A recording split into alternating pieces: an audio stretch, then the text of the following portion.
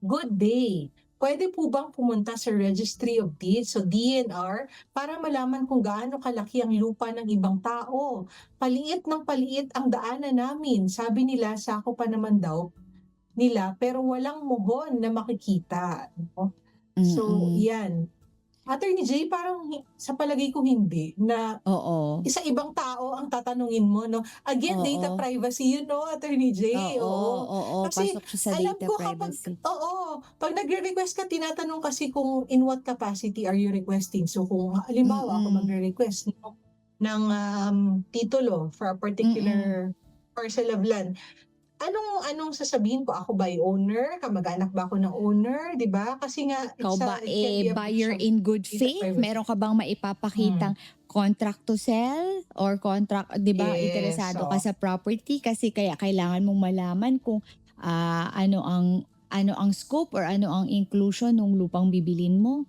Parang gano'n, 'di ba, Attorney M? yes. So, Mm. siguro ang mas maganda niyang gawin, magpaano, kung mag-hire ng geodetic engineer, Attorney J, 'no, ipa-survey yung Mm. land tapos palagyan na ng bakod yung sa kanila talaga para malinaw na eto yung specifications na nakalagay doon sa titulo na hawak niyo at hindi puwedeng, lumagpas doon sa pagmamay-ari niyo yung inyong kapitbahay na sa pakiwari niyo, parang nadadagdagan yung kanila tapos sa inyo nababawasan ng nababawasan 'no.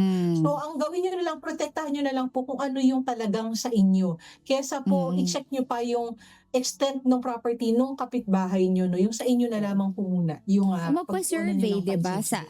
sa based on the Yes. title of their land. Oo. Yes, oo.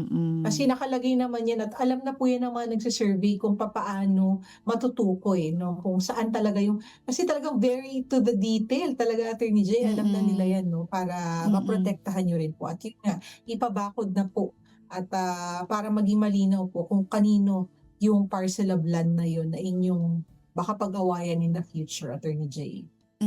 Correct. Mhm.